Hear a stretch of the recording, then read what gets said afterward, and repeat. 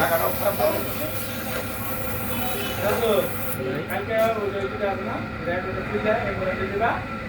আর ওই লম্বা যে রেটটা আছে না লম্বাটা ওনার দেবো ওনার